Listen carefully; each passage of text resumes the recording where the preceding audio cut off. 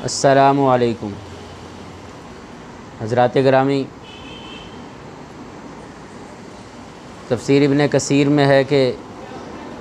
جب اللہ تعالیٰ نے حضرت موسیٰ علیہ السلام پر تجلی فرمائی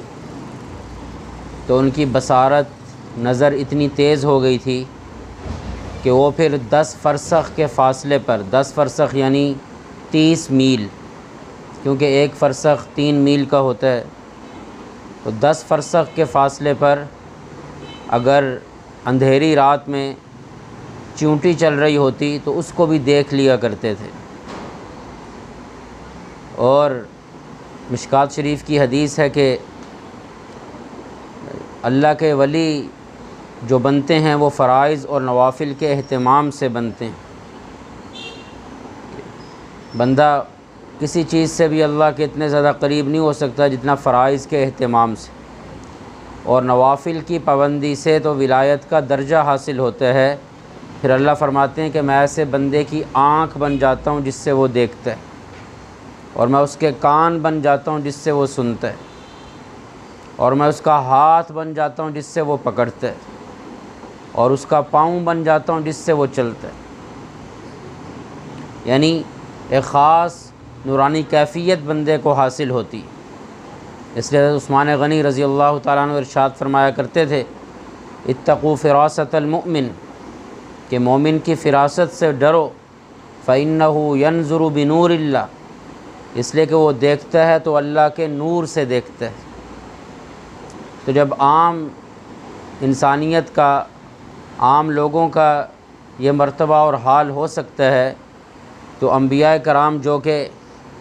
سب سے اعلیٰ رتبے پر فائز ہیں، اس لیے آپ صلی اللہ علیہ وسلم فرمایا کرتے تھے،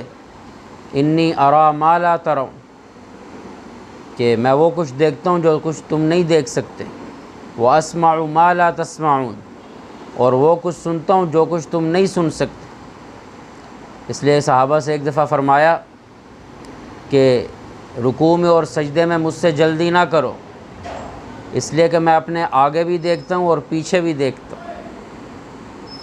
تو جب عام ولایت کی، عام ولی کی یہ شان ہو سکتی ہے کہ اللہ اپنے خاص نور سے اس کو نور عنایت فرمائیں، تو انبیاء کرام تو بطریق اولیٰ اس کے حقدار ہیں۔ تو یہ بھی آپ صلی اللہ علیہ وسلم کا ایک معجزہ تھا کہ جیسے آپ صلی اللہ علیہ وسلم آگے دیکھا کرتے تھے، ایسے ہی آپ صلی اللہ علیہ وسلم پیچھے بھی دیکھا کرتے تھے۔ اس لیے جب حضرت حذیفہ عشاء کی نماز کے بعد آپ صلی اللہ علیہ وسلم کے پیچھے پیچھے چلے تو آپ آگے چلتے جا رہے ہیں، اور فرمایا کہ حذیفہ ہو،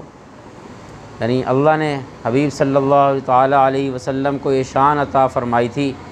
یہ معجزہ عطا فرمایا تھا